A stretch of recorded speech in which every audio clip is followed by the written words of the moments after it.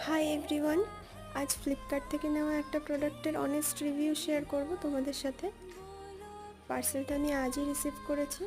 আমি অনেক দিন ধরেই হেয়ার ফলের প্রবলেমের জন্য একটা সলিউশন খুঁজছিলাম, সেটাই তোমাদের সাথে আজকে শেয়ার করব। এটা বায়োটিকের অ্যান্টি হেয়ার ফল আর হেয়ার গ্রোথ সিরাম।